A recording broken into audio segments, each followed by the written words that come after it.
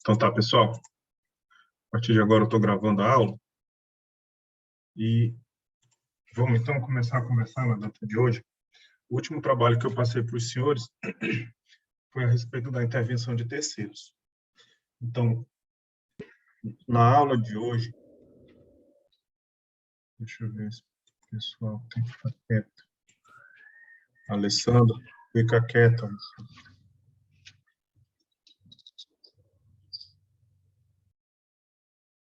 Pronto. Valeu. Tá.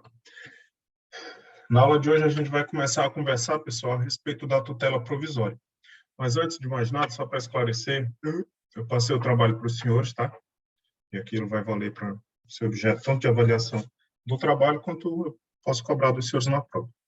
A gente vai fazer essa prova e vai ser só uma prova mesmo. Então, eu vou somar a nota do trabalho, vou dobrar e a prova vai valer 10.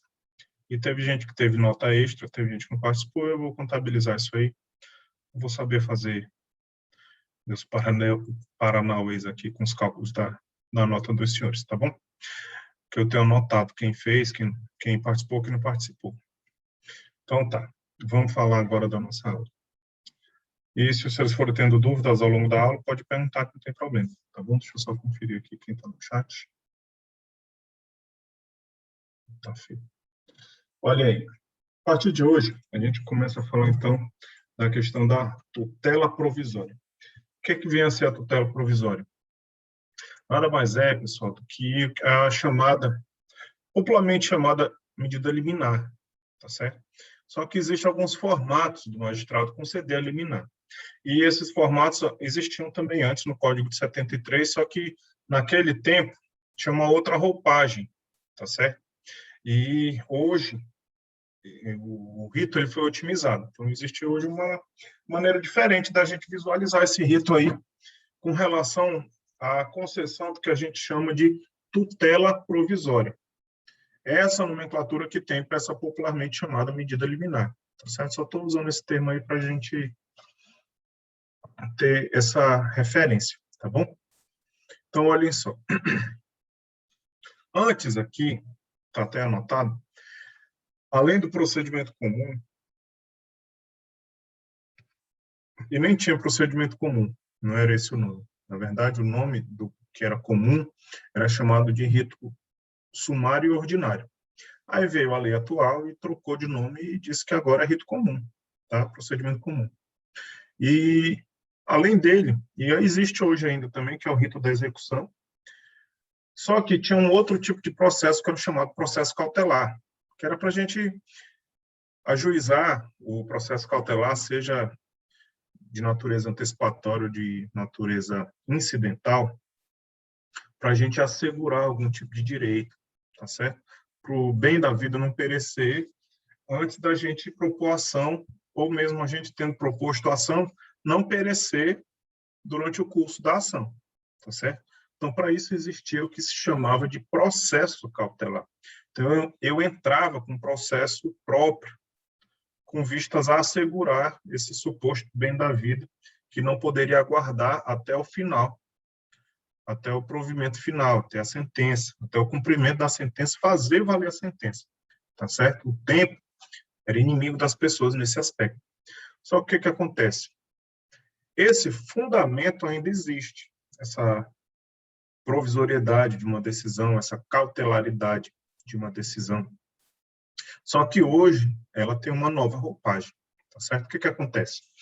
Esse procedimento cautelar, cautelatório, para assegurar ou para a gente antecipar as medidas que a gente deseja, não tem mais nome de procedimento, não é mais um processo, tá certo? Um processo independente. É algo que está junto do processo comum, do procedimento comum. E, atualmente, existem, então, as tutelas cautelares, que são pedidos mais urgentes. Então, eu não entro com o processo todo só para eu pedir uma cautelar. Eu entro, eu faço um pedido cautelar. E ele pode ser preparatório de uma ação principal, ou ele pode ser o fim em si mesmo. que é o que a gente chama de tutela satisfativa, que eu vou já explicar aqui com os senhores, tá bem? Então, vamos lá. Aí, o que acontece? A tutela, que é o pedido, basicamente, ele pode ser uma tutela definitiva ou uma tutela provisória. E o que vem a ser a definitiva? É aquela que a gente ajuiza e solicita ao magistrado. Portanto, a tutela definitiva é aquele objeto da minha ação. Ou seja, o Joãozinho contra o Chico entra com ação decorrente daquele acidente de trânsito. Então, o que eu quero, no fim das contas, o João contra o Chico, do acidente de trânsito, ele quer a reparação do dano material, ele quer dano moral, dano físico, que seja, tá certo? Decorrente de uma ação de conhecimento, porque vai entrar com a ação de indenização, ele vai ter que ser citado, vai ter que oferecer defesa, e lá no fim, o magistrado ele vai conhecer da tutela pleiteada, da tutela ajuizada pelo autor, ou então pelo réu em sede de pedido contraposto, tá certo? Onde é que vai vir a tutela definitiva? A tutela definitiva, pessoal, ela vai vir na sentença, portanto. Aí, na sentença, vai ser aquela em que o juiz vai declarar o direito, seja numa ação mandamental, numa ação de conhecimento, numa ação de execução, que também é outro formato de tutela definitiva. Aquele que a parte já tenha um título executivo, por exemplo, um cheque, ou mesmo uma sentença, um título da dívida ativa.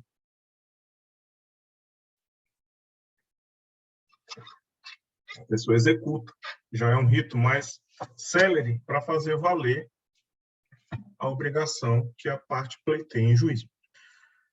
Então, essa, pessoal, é a regra. Então, a gente entra com o processo e de modo que a gente espera que lá na frente o magistrado profira a sentença e conceda de forma definitiva, coberto pelo manto da coisa julgada material, a demanda pleiteada, tá certo? A pretensão deduzida em juízo.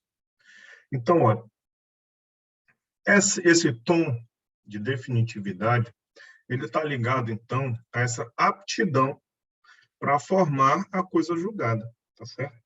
Então, a tutela definitiva, a partir do momento que essa decisão proferida pelo magistrado, que normalmente vai ter o nome de sentença, ela pode, então, formar a coisa julgada. Deixa eu admitir os colegas aqui. No entanto, que é o que a gente vai estudar agora, existirão as tutelas provisórias. E o nome já está aí, são pedidos em que o juiz ele vai conceder, ele vai apreciar e conceder ou não de uma forma provisória. Vamos colocar no mudo aí, pessoal. De uma forma provisória. Não vai ser definitivo ainda. Tá certo? Por uma série de motivos que a gente vai explicar aqui, o magistrado ele vai realizar uma cognição sumária. Ele vai só apreciar ali alguns requisitos legais e se aplica, se encaixam, então o magistrado fica ali autorizado a adiantar a demanda pedida ou então a conceder alguma forma assecuratória para que garanta o sucesso da lide. Como é que seria essa forma assecuratória? A gente está, o João e o Chico estão entrando na justiça discutindo ali a compra e venda de um carro, dizendo que, por exemplo, a L200, que é do Chico, João vendeu a L200 para ele, então o João entregou a L200. Só que o Chico, ele pagou com notas falsas. Então ele quer desfazer o negócio, mas ele deseja, o João quer desfazer o negócio, mas deseja então que o bem, a L200, não se perca, tá certo? Então, veja, às vezes, ele não quer nem desfazer o negócio em si, ele quer receber o dinheiro. só que ele precisa assegurar o negócio como um todo. Então, para acautelar o bem, ele entra com pedido de tutela provisória para que o magistrado ele faça o arresto, ou ele sequestre, a depender do caso, aquele bem específico, para que ele não se perca, para que o Chico não venha vender, não venha depenar, ou coisas assim, tá certo? Então, as tutelas provisórias, aí eu faço a leitura aqui, estão relacionadas a uma cognição sumária, sem aptidão de formar a coisa julgada material, pois o juiz não realizou um profundo debate sobre a demanda trazida a julgamento. Então, veja, inicialmente é sumária, uma coisa rápida, ele vê se preenche certos requisitos, se ele concede ou não. Via de regra, vai conceder. Já na tutela definitiva, o que a gente chama, ao invés, o contrário de cognição sumária, vou até escrever aqui, a gente tem a cognição exauriente. O que é a cognição exauriente? O magistrado, ele exauriu a jurisdição dele. Ele apreciou todas as provas possíveis, tudo que estava ao alcance dele, que autorizaram ele, então, a proferir uma sentença com tom de definitividade. Tá certo? A tutela provisória já diz o nome, ele, então, profere uma decisão que ela tenha o caráter de precariedade, que eu vou já explicar aqui, de modo que vai durar, enquanto durar o processo, até então que sobrevenha uma sentença, tá certo? Então, tá. Qual é a finalidade da tutela provisória? Então, aqui, a finalidade, pessoal, é distribuir o ônus do tempo. Ou seja, não apenas o autor vai suportar o ônus do tempo. O que isso quer dizer? Então, não vai ter que demorar o cumprimento da sentença para obter o bem da vida pretendido. Ou seja, às vezes, se eu tiver que esperar lá, e vocês sabem que o processo, via de regra, é demorado, tiver que esperar a sentença, o bem da vida que eu esteja pleiteando, ele pode se esvair, pode se perder. Um exemplo, às vezes eu estou querendo, eu sou membro do Ministério Público, mas é um exemplo, eu nem mexo com isso. Aí eu estou visualizando que um prédio faz... Não, eu sou um cidadão. E estou vendo que o patrimônio público, o patrimônio histórico, cultural, está um prédio, né? Histórico, ele está quase para desmoronar. Então, ele necessita ali de uma reforma. Então, precisa de obras ali para parar esse efeito que possa desmoronar.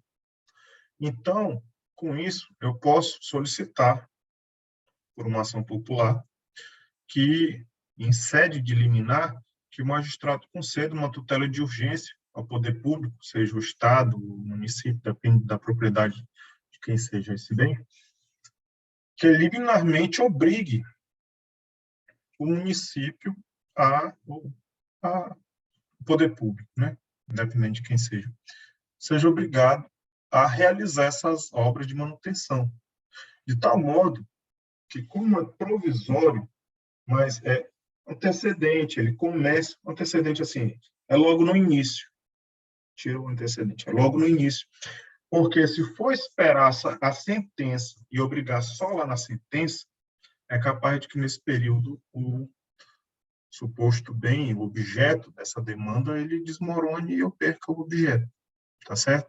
Então, com isso, a realidade aqui, a gente está distribuindo esse ônus temporal, tanto com o autor quanto o réu, porque o juiz ele vai trazer para antes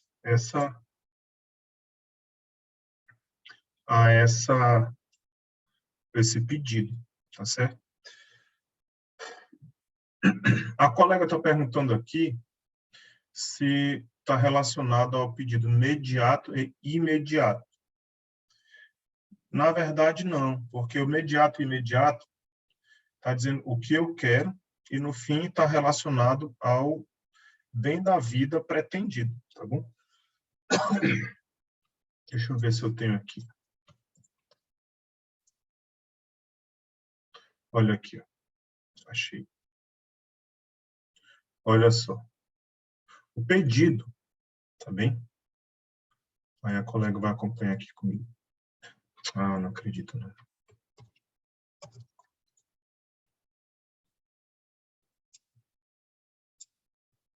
Olha aqui. O pedido, tem a natureza do pedido, é a pretensão material formulada ao Estado. É o que eu estou solicitando ao magistrado, tá certo? Então, o pedido imediato, que é o próximo, o que eu quero do magistrado, é o provimento jurisdicional. Então, eu quero uma condenação. Nesse caso, eu quero que condene o Estado na obrigação de reformar. Já o pedido imediato é o bem da vida. Então, aqui está relacionado a receber o valor devido, a declaração de paternidade, tomar posse no concurso público. E o que eu quero dizer com isso? A relação entre antecipar liminarmente isso daí está ligado mais ao pedido imediato. Por quê? Quando eu quero a condenação, de regra, a condenação vai sair lá na sentença.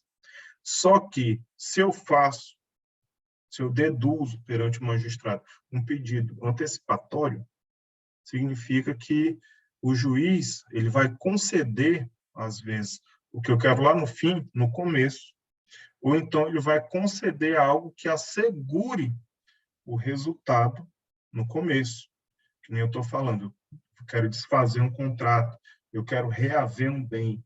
Então, o juiz assegura o bem para a gente poder discutir a legalidade do contrato, o pagamento dessa dívida, de tal modo que o bem ele sirva ou para ser devolvido, para restabelecer o status quo ante, ou mesmo para que ele não se perca, tá certo?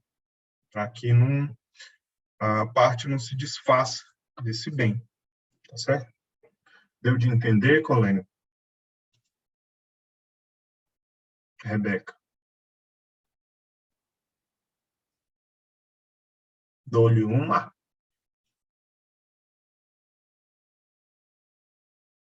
Mais ou menos. Tá certo. Vou falar de novo. Quando eu deduzo um pedido, ele tem dois fundamentos, um imediato e outro imediato, tá certo? Agora vamos pensar. Vamos falar então uma coisa que a gente consegue visualizar melhor. A pessoa ela está precisando de uma hemodiálise com urgência. Urgência, urgência. Então, o meu pedido imediato, eu quero... Ah, não, vamos pensar aqui. Eu fui preterido no concurso, tá? Aí isso aqui vai ficar melhor de visualizar. Eu fiquei em segundo lugar no concurso de oficial de justiça. Aí o tribunal, ele nomeou o primeiro e nomeou o terceiro e me saltou. Simplesmente. A publicação está lá, nomeando todo mundo menos eu. Daí eu entro com o pedido. Então, meu provimento, eu entro com uma ação mandamental, que é um mandado de segurança, que é o pedido imediato, é isso. Só que o pedido imediato, fundamento, bem da vida pretendida, eu quero tomar posse, tá certo? Então, olha, quando eu deduzo esse pedido mandamental, o pedido mandamental vai sair só lá na sentença. Só que até sair a sentença, eu não vou conseguir trabalhar. Então, com isso, é onde eu vou trabalhar isso com os senhores. Existirão meios que possibilitará a parte pedir, possibilitará o magistrado deferir, que isso que ele obteria apenas lá no fim, ele consiga trazer para o começo do processo. Mas aí eu vou explicar melhor, aí os senhores vão conseguir visualizar mais ainda, porque vai ter mais exemplos aqui ao longo do nosso encontro, tá bem? Mas vamos lá.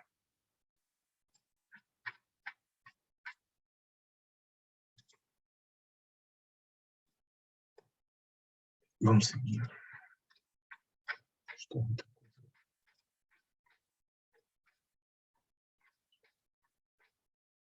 Vai.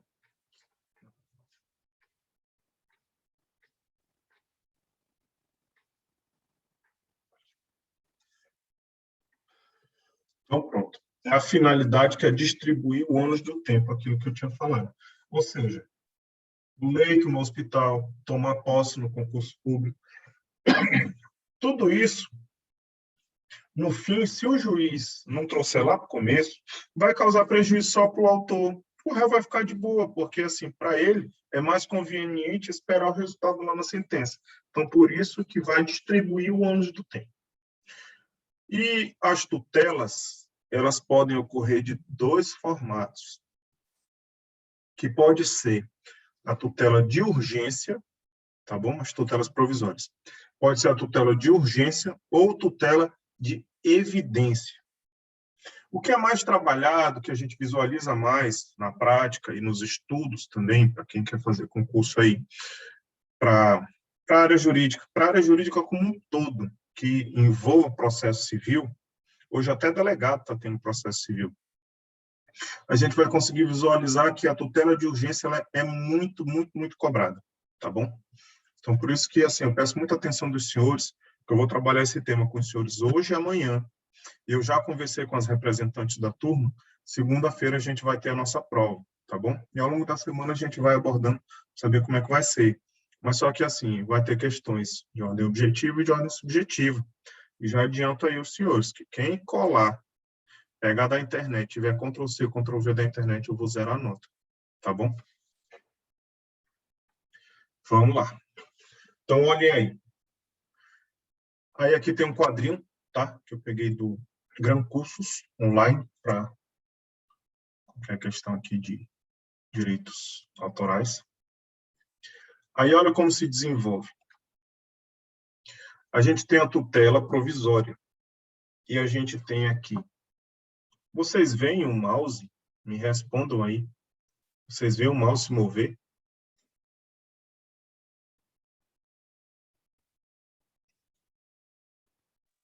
Sim. Tá ótimo. Então tá bom. Então pronto. A gente tem a tutela de urgência e tem a tutela de evidência. A tutela de urgência ela está prevista aqui no artigo 300 do Código de Processo Civil e ela se dá de dois formatos. Então, a primeira vai ser de forma cautelar, tá certo? Que é de maneira preventiva, aquilo que eu falei do exemplo de segurar a L200. Ou então, ela pode ser de forma antecipada, que é aquilo que eu estou pedindo lá no fim, eu já trago de uma vez para o começo, que é o exemplo de tomar posse no concurso, quando eu tiver sido preterido, ou então quando eu peço um leito no hospital. Se eu entro com uma ação solicitando isso, um leito cirúrgico, na UTI, que seja, e o juiz antecipa isso, então se dá de forma satisfativa, ou seja, porque aquilo que eu ia querer só lá no fim, o juiz já traz para mim no começo. Mas, assim, são hipóteses bem regradas, tá, pessoal? Não é de cara, assim, não tá de bolo. De tal modo que, como vai antecipar, ele vai já satisfazer o meu pedido, ok? E nesse método aqui da tutela de urgência, além de existir a cautelar e antecipada, os dois modelos eles podem ocorrer de maneira antecedente e de maneira incidental. Então, olhem só, o que é que vem a ser antecedente e incidental?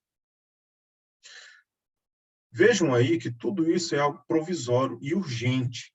Então, que eu estou precisando de isso assim para ontem.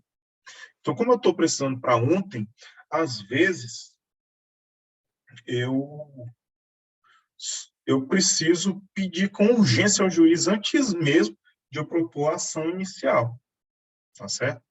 Nesse exemplo aí do João e do Chico, que ele vendeu o carro e o Chico pagou com nota falsa, o João ele tomou conhecimento que o Chico já está com passagem comprada para o Paraguai. Então, ele já está indo, vai levar o carro, está de mudança para lá. Então, ele precisa, o quanto antes, assegurar o bem para discutir na justiça, antes mesmo de entrar com a ação. E esse nome de fazer antes é o nome de antecedente, tá certo? Agora,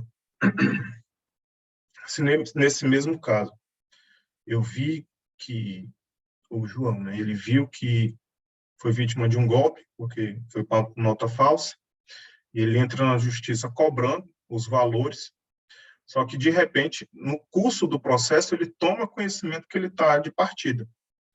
Então, como é no curso do processo, pode ser ou já na petição inicial, ou durante a ação, eu faço esse pedido de tutela provisória cautelar incidental no curso do processo.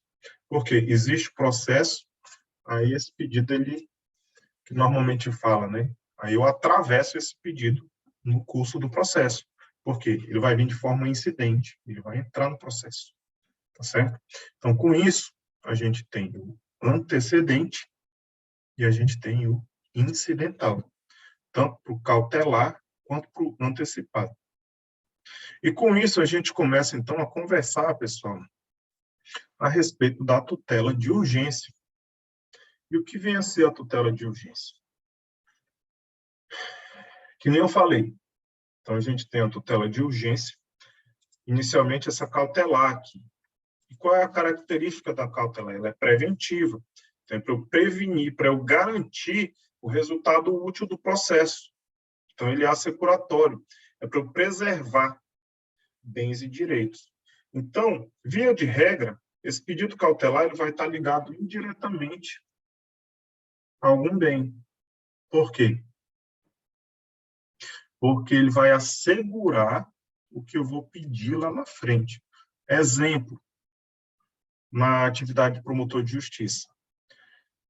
O Ministério Público ele vai entrar com uma ação de improbidade, uma ação de ressarcimento ao erário, porque o gestor público ele desviou alguns valores que ia construir a UBS, o posto de saúde, ele desviou. Então, foi constatado isso no inquérito civil público e agora é hora de cobrar.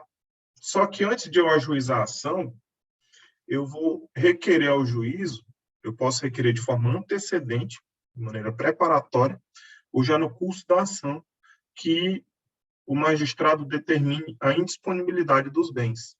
Tá certo? Então, olha, eu quero o retorno dos valores para o erário, para a fazenda pública, para o município, para o estado. Só que ele tem diversos bens, então, para assegurar esse valor, 1 milhão. Só que ele tem um avião, ele tem uma Hilux, ele tem uma fazenda, e cada um vale 300, 200, 400 mil. Uma coisa só não vale 1 milhão. Então, eu preciso que o magistrado vá arrecadando esses bens. Para quê? Para assegurar lá no fim que eu consiga o ressarcimento do erário. Tá certo? Então, isso aqui é preventivo. Por quê? Eu estou tentando, então, garantir o resultado útil do processo. Qual é o resultado útil que eu estou querendo nesse exemplo? É o ressarcimento do erário. Tá certo? Então, eu vou preservando esses bens para que, ao longo da ação, ele não passe para o nome da esposa, de um sobrinho, venda, se desfaça, e eu consiga, lá no fim, com o provimento final, devolver esses valores ao erário. Tá certo? Já na satisfativa, aí eu estou, assim, voluntariamente sendo repetitivo, tá, pessoal? Que é assim, para fixar bem. Quando os senhores forem assistir também essa aula no YouTube, conseguirem caprichar no entendimento.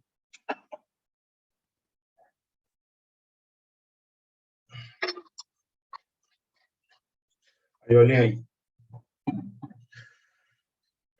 A tutela antecipada satisfativa é aquela que eu vou adiantar, trazer para o começo o que eu estou querendo já lá no fim. É aquilo exatamente que eu pedi no fim, o juiz traz para o começo. Exemplo. Antes de falar do exemplo. Então, garante a antecipação daquilo que seria concedido apenas no final.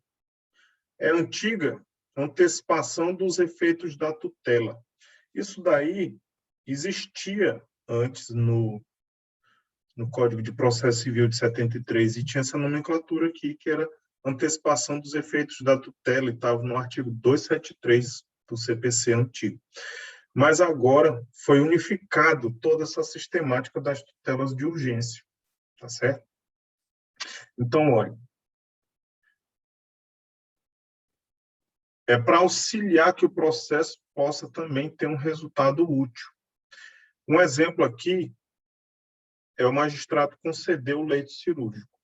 Ou seja, a pessoa está doente, precisa de uma internação com urgência e eu entro com a ação pedindo a internação. Só que, por ser urgente, urgentíssimo, eu peço para o magistrado conceder uma liminar para que ele seja internado. Ou seja, ao invés de ele assegurar alguma coisa, ele já está me adiantando o pedido. E essa é a natureza da tutela antecipada. Ok? Então, mais adiante, eu vou conversar com os senhores, isso talvez pelo horário vai ficar só para amanhã. A gente vai conversar sobre a tutela de evidência. Mas isso vamos guardar aí. Então, olha, o artigo 294 do CPC, ele aborda a tutela provisória e menciona, então, que ela pode ser de urgência ou de evidência. Daí, no parágrafo único desse mesmo artigo, pessoal, fala, a tutela provisória de urgência, ela é cautelar ou ela é antecipada. Eu já desenvolvi aqui com os senhores. E estas duas aqui pode ser concedida em caráter antecedente. E o que vem a ser esse antecedente? Eu coloquei de vermelho aqui, tá, pessoal? Isso aqui não faz parte do artigo. Que é sozinha, antes da petição inicial, porque é uma situação tão urgente, emergencial, que não dá tempo nem de eu propor uma petição inicial. Eu vou protocolar um pedido que vai estar relacionado apenas a essa urgência que eu vou deduzir perante o juiz. Só que vejam só, eu vou deduzir, o juiz vai conceder e, com isso, o relógio começa a contar para trás. Ou seja, a partir dessa concessão, se eu entro de forma antecedente, eu tenho 30 dias, depois da concessão da medida, para que eu proponha, efetivamente, um pedido inicial. Tá certo? Mas isso vai estar explicado mais adiante. Eu já estou adiantando aqui para tentar dinamizar. Então, é concedido em caráter antecedente ou incidental. A incidental, ele se torna incidental a partir da primeira propositura da petição inicial até enquanto durar o processo. Eu tenho esse momento para eu interpor um pedido incidental, tá bom, pessoal? Ou seja, então, ou eu abro um tópico na petição inicial, ou eu interponho esse pedido incidental aí no curso do processo. Alguém está falando comigo? Ó, o Fabrício está questionando aqui como fica a classe da ação. Uma sugestão que eu dou ao Fabrício.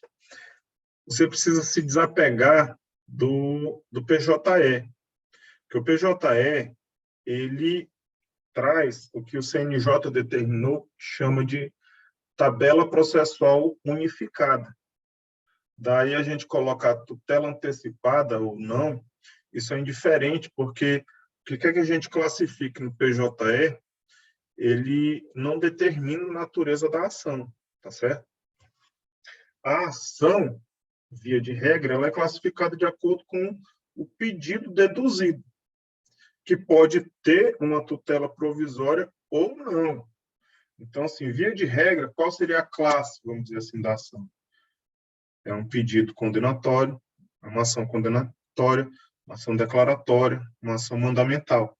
Só que isso geralmente não vai ter lá no PJE, no CNJ, tá certo? Porque isso está relacionado, assim, à natureza jurídica na essência do direito processual. Lá no PJE, já é um entendimento, assim, procedimental, para o magistrado fazer uma divisão, o advogado, e para melhor gerir e gerenciar processo, tá tá certo? De um lado, a gente tem o direito processual, de outro, a gente tem o gerenciamento de processos, tá certo? Uma coisa é uma coisa, outra coisa é outra coisa. Vamos prosseguindo. Mas toda pergunta é válida aqui, tá, pessoal? Não se acanhe, não. A gente está aqui para isso mesmo, para tirar dúvida. Tá certo.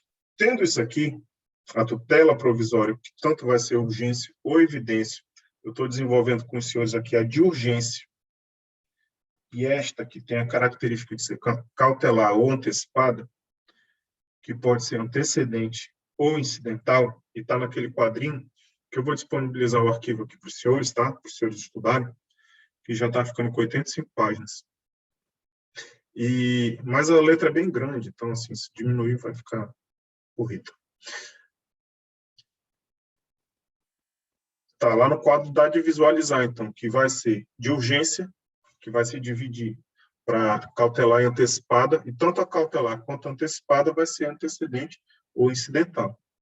E qual a característica dessas tutelas? A característica principal é que elas são precárias. Por que precária? Que não presta, que é ruim? Não. É porque no direito, quando a gente fala que algo é precário, é ao contrário de definitivo, tá certo? Mutável. Ou seja, uma decisão precária significa que ela pode sofrer modificações. Isto é, então é uma decisão em caráter precário. E ela precisa ser confirmada ao final do processo. Então, ela só está vigente enquanto não tem uma sentença definitiva no processo. Tanto é que, quando o juiz profere a sentença definitiva, ele se obriga a confirmar ou não essa tutela de urgência ou de evidência concedida no curso do processo, tá certo? E é o que diz aqui o artigo 296 do CPC, que fala assim, pessoal: a tutela provisória, ela conserva sua eficácia na pendência do processo, mas pode, a qualquer tempo, ser revogada ou modificada. Tá certo? Então, ela guarda esse tom, volto a dizer, de precariedade. Tá certo? Porque ela pode cair a qualquer instante. Tá bom? Agora, olha. Salvo decisão judicial em contrário, a tutela provisória conservará a eficácia durante o período de suspensão do processo. Então, imaginem só que o juiz ele concede uma tutela provisória. Só que, por algum motivo, o réu não é localizado, e o juiz determina a suspensão do processo. Então, via de regra, mesmo o processo suspenso, ele continua com a tutela provisória vigente, a não ser salvo decisão judicial ao contrário. Agora, no caso de o pedido ser julgado improcedente, aí a tutela automaticamente vai perder a sua eficácia. Afinal de contas, aquilo que eu pedi de urgente para assegurar o meu pedido final, ou aquilo que eu pedi para antecipar, trazer para o começo o meu pedido final também, se lá no fim for indeferido, significa que não pode mais subsistir, então, aquela decisão liminar que antecipou ou assegurou um bem para mim. Tá bom? Outra característica dessas tutelas se relaciona com o poder geral de cautela do magistrado. E o que vem a ser isso aí? O juiz, pessoal, se eu peço uma coisa para ele urgentemente, ele não está vinculado a esse meu pedido. Uma vez solicitado meu pedido, o juiz ele pode aplicar outra medida que considerar adequada.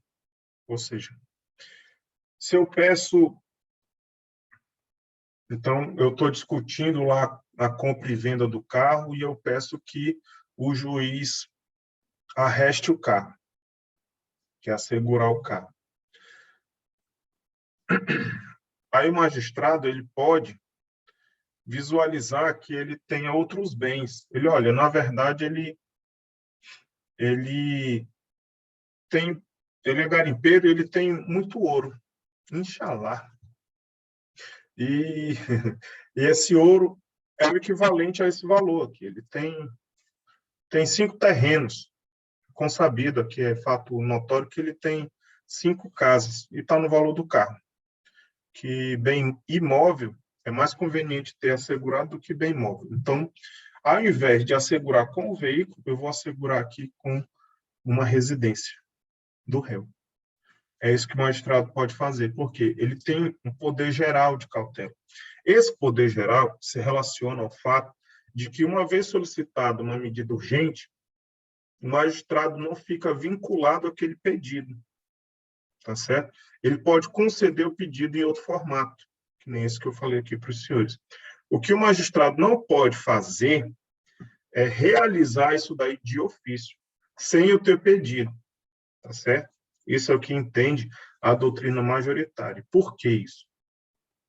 Porque do momento, aí eu volto para cá, para esse instante aqui, do momento que eu estou solicitando alguma coisa, aquela questão de dividir o ônus do tempo, eu estou solicitando, mas sabendo que eu estou sujeito à minha própria sorte. Se eu ganhar a ação, beleza, ficou bom para mim. Agora, se eu perco a ação, eu fiquei com algo que no fim não me pertencia e eu retirei do réu. E com isso eu acabo, se eu estou retirando alguma coisa de alguém, via de regra, em tese eu estou causando algum prejuízo.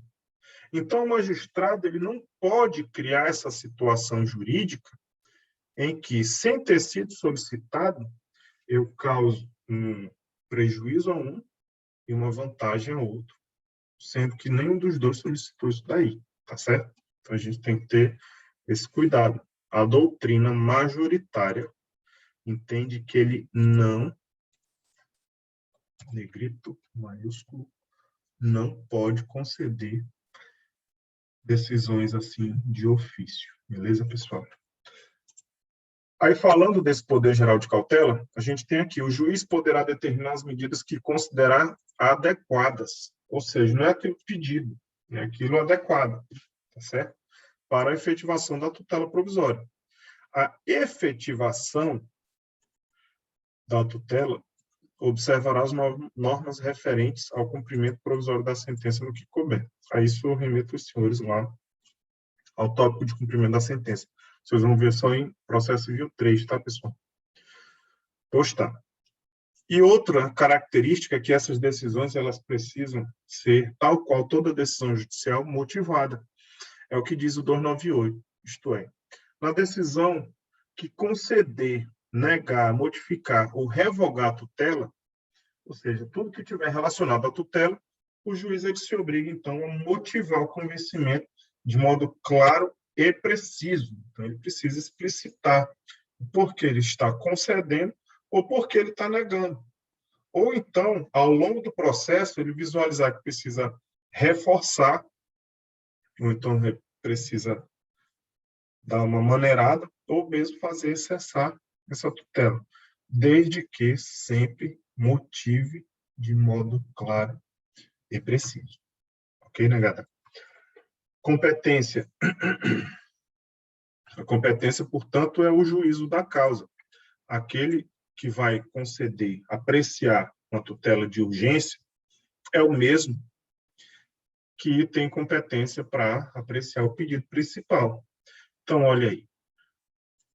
Essa é a inteligência do artigo 299. E fala, a tutela provisória será requerida ao juízo da causa, aquele que julga o pedido inteiro. E quando antecedente, quando eu pedir, antes mesmo de pedir, fazer uma petição inicial, vai ser para aquele que teria competência para conhecer do pedido principal. Ou seja, se for algo em matéria civil, eu vou solicitar ao juízo civil. Eu não vou solicitar ao federal para depois propor a ação inicial no juízo civil estadual. Então, eu vou ter que identificar qual é o juízo, se é civil, se é criminal, se é trabalhista, militar, que quer que seja. Então, via de regra, é o civil, que aqui a gente está falando de processo civil. a gente vai identificar a cidade, identificar o estado, e depois, tendo identificado isso daí, a gente vai propor. Ah, mas na cidade é igual Belém, tem 15 varas cíveis. Então, via de regra, esse caso, quando é distribuído, ele vai por distribuição automática. Então, ele vai do primeiro ao 15º juiz.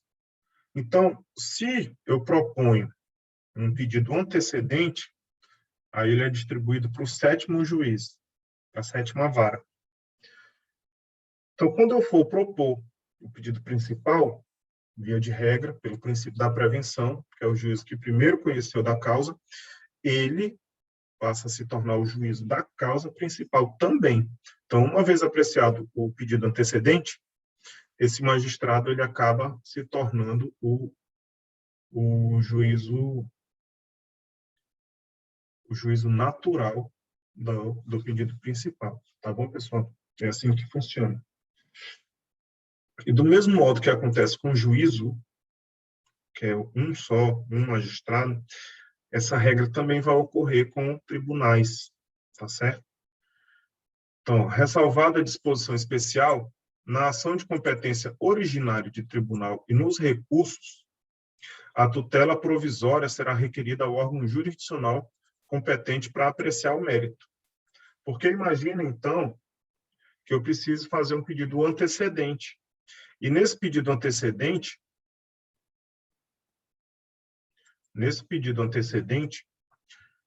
surja essa urgência, o processo está em grau de recurso. Então, isso não me impede de eu fazer esse pedido, tá certo? Só que não é mais o magistrado que vai apreciar, o juiz. Já vai ser uma turma lá no tribunal, seja o Tribunal de Justiça, o Superior Tribunal, ou lá no STF. Só que eu vou fazer o pedido de urgência para aquele órgão fracionário jurisdicional que tenha competência para apreciar o mérito integral da demanda, tá certo? Um exemplo seria, dentro da matéria civil, eu deveria me direcionar à Câmara Civil do Tribunal, e não, por exemplo, à Câmara Criminal daquele lugar.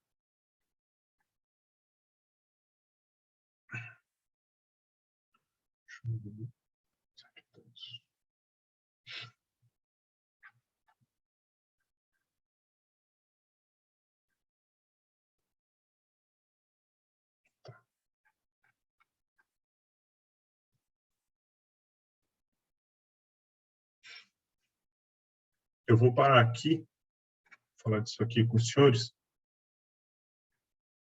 a partir daqui. Aí a gente vai encerrar e eu vou fazer um combinado com os senhores. Amanhã, os senhores têm me pedido sempre para adiantar a aula do professor Ítalo, e amanhã eu vou voltar com os senhores nesse mesmo horário, 9h30. Aí a gente volta às 9h30 e recomeça a aula. Tá bom, pessoal? Porque aí eu quero encerrar esse tema aqui, para a gente poder encerrar nossos trabalhos e os senhores, a gente finalmente ter a nossa prova. Tá bom? Então já fica acertado aí que amanhã a gente vai ter a aulinha ao vivo, ok? Professor, só que amanhã a gente vai estar nos 2 horários em prova. Serão 2 provas amanhã do professor Ítalo, constitucional e penal. Só...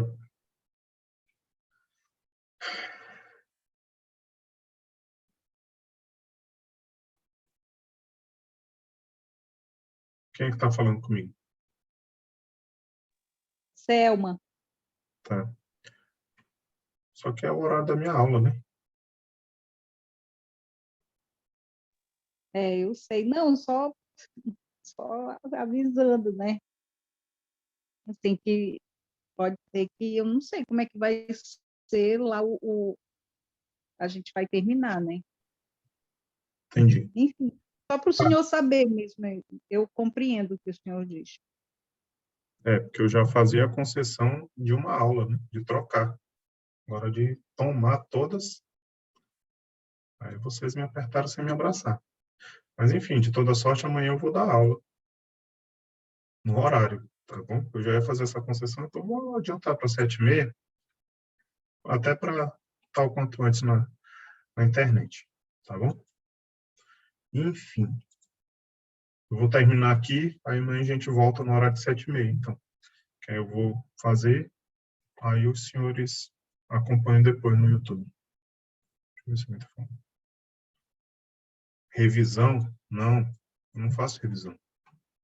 Vocês não estão no ensino médio mais, não. Vamos prosseguir. Então tá. Aí como é o formato da tutela provisória de urgência?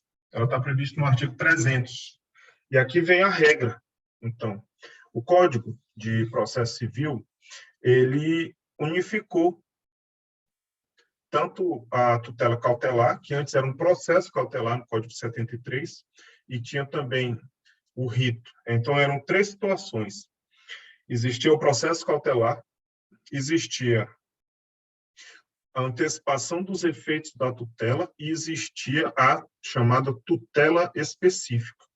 Então, como era tudo muito confuso, estava tudo muito semelhante, inclusive, se eu pedia uma coisa, por exemplo, eu pedia tutela antecipada no lugar de tutela específica, o juiz, visualizando que estava errado o pedido, ele poderia conceder um no lugar do outro. E esse nome seria chamado de fungibilidade, que é substituir uma coisa pela outra, basicamente. O Código de Processo Civil ele corrigiu essas distorções e transformou tudo numa coisa só, para ficar mais prático, tanto para quem pede quanto para quem aprecia. Então, o artigo 300 ele leciona o seguinte: a tutela de urgência será concedida quando houver elementos que evidenciem a probabilidade do direito, ou seja, de acordo com o direito em si, a gente está situando isso aqui no que chama de fumus boni iuris, isto é, a fumaça do bom direito. Ou seja, eu estou trazendo aqui, eu estou evidenciando a probabilidade do direito.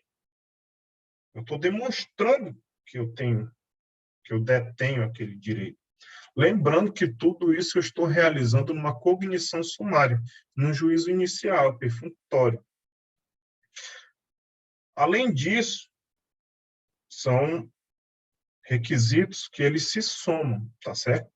Tem a probabilidade do direito e o perigo de dano. E o que é que vem a ser o perigo de dano?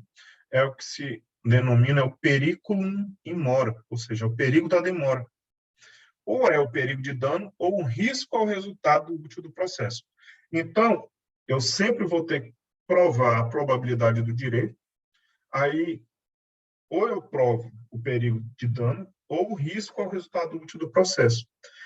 Isso está relacionado à questão da tutela provisória de urgência, que tanto poderá ser cautelar ou antecipada. Daí tá, é o que eu estava falando. Tanto unificou a tutela cautelar quanto a tutela antecipada. Então, olha só. Falo o parágrafo 1º, que é o seguinte: para a concessão da tutela de urgência, o juiz pode, conforme o caso, exigir caução real. O que é caução real? Uma garantia, que é um penhor, uma hipoteca, ou fidejussória, assegurar com um cheque, fazer um penhor, tá certo? E para ressarcir os danos que a outra parte possa vir a sofrer, podendo a caução ser dispensada se a parte economicamente hipossuficiente não puder oferecer. Então, olha aqui, aquilo que eu tinha falado antes, com relação ao magistrado conceder de ofício. A parte que pede assume riscos e, por isso, o magistrado pode requerer uma garantia em caso de prejuízo à parte contrária. Afinal de contas, se cai a liminar e acabou tendo prejuízo para o réu, então o autor fica obrigado a indenizá-lo. E outra coisa, a tutela de urgência, ela pode ser concedida liminarmente ou após justificativa prévia. O que é isso aqui, conceder liminarmente ou após justificativa? Liminarmente é aquilo que se chama inaudita altera parte. O que isso é? Sem ouvir a parte contrária. Então, o juiz recebe do autor, concede a liminar Aí só dá a ciência ao réu da liminar para ele cumprir. Ou ele pode, antes de conceder a liminar, ouvir a parte contrária, pedir uma justificação prévia, tá certo? Aí o que acontece? A tutela de urgência de natureza antecipada, ou seja, aquele provimento final que eu estou trazendo aqui para o começo, ela não será concedida quando houver perigo de irreversibilidade dos efeitos da decisão. Só que, olha como fica difícil a missão do magistrado aqui nesse caso. Então, o juiz ele tem que sopesar os efeitos e o alcance de sua decisão. Afinal de contas, se eu determino que a pessoa seja inserida num leito de UTI, se eu determino que o Estado conceda certa medicação a um portador de doença incapacitante, da hora que ele é inserido no leito, da hora que é realizada a cirurgia, via de regra, a cirurgia não pode ser desfeita. O medicamento não pode ser devolvido uma vez consumido. Então, esse esse parágrafo 3º aqui, ele não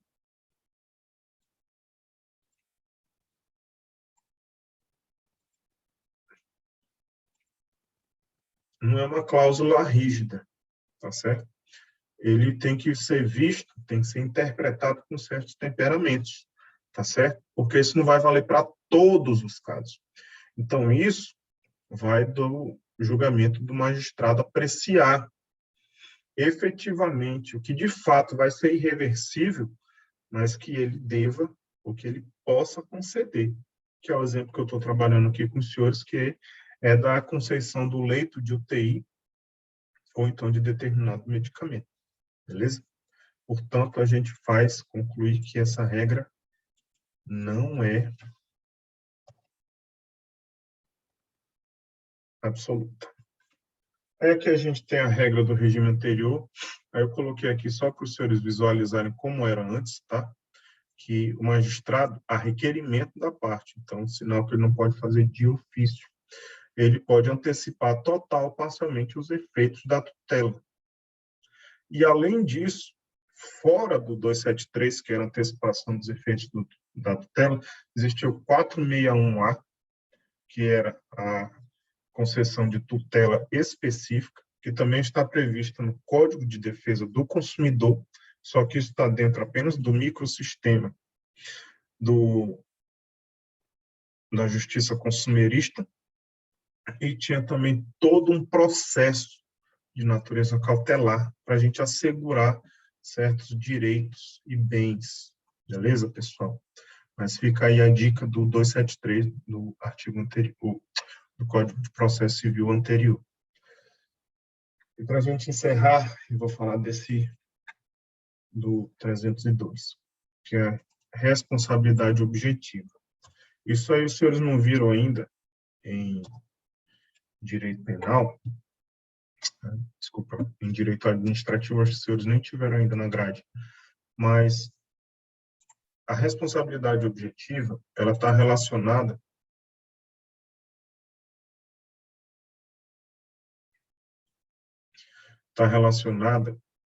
ao fato de que a responsabilidade civil está ligada à ação, resultado e nexo de causalidade. Então, tem que ser uma vontade, seja por ação ou por dolo, no caso, ou por culpa, tá certo? E, nesse caso aqui, não existe um juízo de dolo ou culpa. Já sinaliza que, pelo fato da parte ter praticado aquilo, ter solicitado uma medida, ela estava ciente de que podia causar prejuízo, e, uma vez causado prejuízo, ela fica automaticamente obrigada a reparar, tá certo? E o que é que fala o artigo 302? Independentemente da reparação por dano processual, a parte responde pelo prejuízo que a efetivação da tutela de urgência causar à parte adversa. Então, via de regra, vai ser o autor vai ter que indenizar o réu. Em quais circunstâncias? A primeira é se a sentença for desfavorável. Então, eu peço uma liminar, só que lá no fim o juiz julga desfavorável a mim. Ou outra, se obtida liminarmente a tutela em caráter antecedente, eu não fornecer os meios necessários para a citação do requerido no prazo de 5 dias. Ou seja, eu entro, tá bom? Com a ação, peço a liminar, ganho a liminar, só que eu espertalhão, eu consigo uma liminar, mas eu coloco um endereço errado do réu. Então, eu fico ali me beneficiando daquela liminar, mas o réu ele nunca é citado. Só que ali já restou por causar um prejuízo a ele. E eu já estou me beneficiando. E eu voluntariamente estou enrolando o processo, eu sendo o autor da causa. Outra, se ocorrer a cessação da eficácia da medida em qualquer hipótese legal. Se, por exemplo, ela perece por decadência, prescrição. Ah, não. Decadência e prescrição foi no inciso 4, desculpe. Ou, no caso de o juiz acolher a alegação de decadência ou prescrição da pretensão do autor. Ou seja, eu entro com a ação sendo uma ação prescrita, uma ação que já decaiu. Ainda assim, o magistrado concede a liminar, só que lá na frente ele visualiza que já é prescrito. Então, visualizando isso, ele fica, então, automaticamente obrigado a reparar esse dano. Tá certo? Como é que faz? A gente vai liquidar, ou seja, vai visualizar qual foi o prejuízo, e essa liquidação, que é o que os senhores vão ver em processo civil 3, vai ser nos próprios autos, via de regra, tá certo? Nos autos em que a medida tiver sido concedida.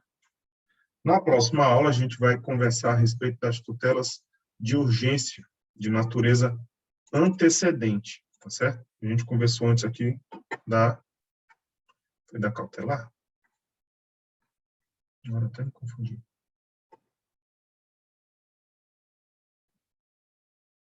Ah, não, estava falando da regra ainda, né? Aí eu vou adentrar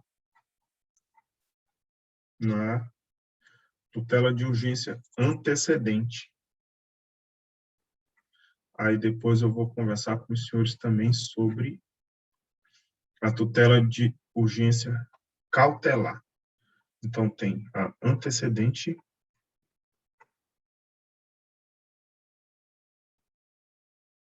e a cautelar. É isso que a gente vai começar amanhã. E a tutela de urgência, ou melhor, e a tutela de